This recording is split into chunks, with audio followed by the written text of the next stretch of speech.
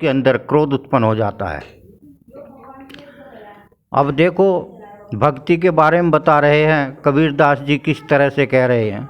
सुख में सुमरन ना किया, दुख में किया है याद, ऐसे की कौन सुने फरियाद।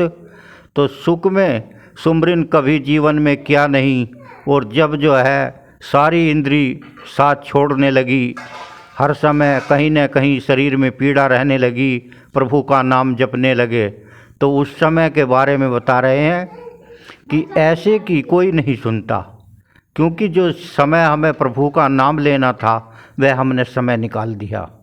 इसीलिए परमात्मा का नाम समय के अनुसार लेना है।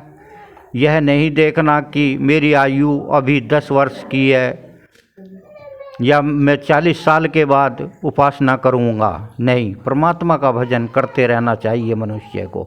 जैसे जैसे हमारी आयु जो है गिरती जाती है, 70-80 के लपेट में हो जाती है, फिर हमारे से परमात्मा का भजन नहीं बनता। जो हमने जवानी में उस परमात्मा का अभ्यास किया है वह हमारे अंदर उस हृदय में प्रवेश हो गया, वही बराबर क्रिया चलती रहती है, परमात्मा का भजन बनता रहता है। चाहे हम कितने भी पीड़ित हों, उस परमात्मा का मन से वो वासना जो चलती बनी हुई है, जिसका हमने अभ्यास किया है, वह बराबर परमात्मा का भजन चलता रहता है। तो इसीलिए आपको अभ्यास करना है परमात्मा के नाम का निरंतर, क्योंकि समय आने पर ऐसा भी होता है कि वाणी लय हो जाती है, मगर परमात्मा का जो अभ्यास हमारा बन चुका वह निरंतर चलता रहता है।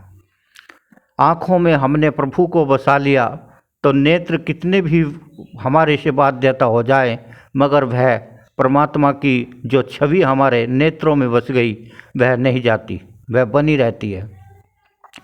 तो ऐसे ही परमात्मा का भजन करना है। कैसे कहते हैं, मोह कैसे उत्पन्न होता है। हम किसी भी चीज़ में हमारी प्रीति बढ़ जाती है।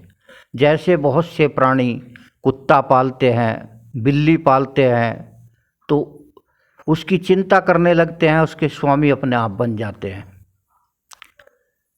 तो इसीलिए मनुष्य को ममता सताने लगती है। ऐसे ही ग्रस्त की है।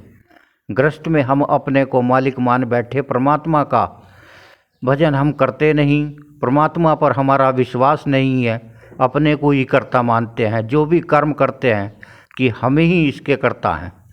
हम तो